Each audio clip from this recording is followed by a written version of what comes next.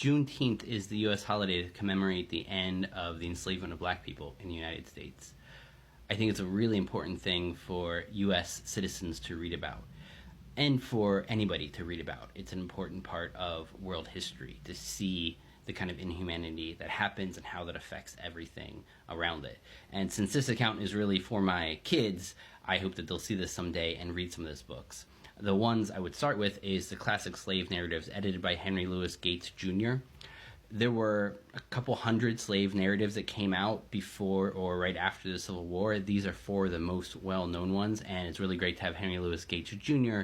to give his ideas and background about what's going on. Two of the books in that collection deserve further highlighting. One of them is Incidents in the Life of a Slave Girl by Harriet Jacobs.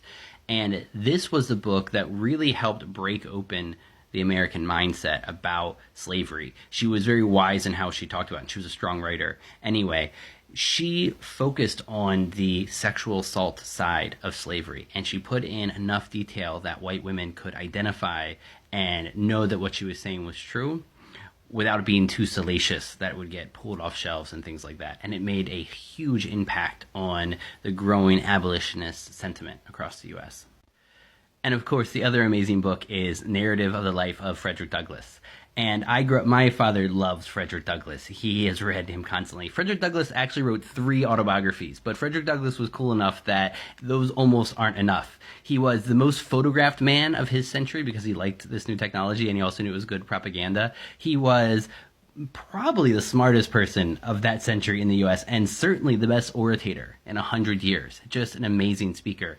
And of the autobiographies, this is probably the best one, or the one to start on, Narrative of the Life of Frederick Douglass. And it's just, he's such a smart, sharp, insightful thinker. It's just amazing to read him. And just to follow in that vein to a intellectual and spiritual air, the autobiography of Malcolm X is such an important read. It is an amazing piece of thinking and about his story and before the U.S. intelligence apparatus ended it, which is how that story went. And to continue on into the modern struggle, Sainika Shakur, whose book Monster you might know because he was one of the leading Crips, and it's an amazing autobiography about that time. But this book, Stand Up, Struggle Forward, is his writing about the new African independence movement, and it's really some important thinking to understand. And for an excellent piece of history, a white person's view on it, Frederick Law Olmsted, who you might know from Central Park and Prospect Park, he was a great journalist, and he went through the South and wrote about what he saw about slavery there. In his book, The Cotton Kingdom, Malcolm X said was excellent, and I agree.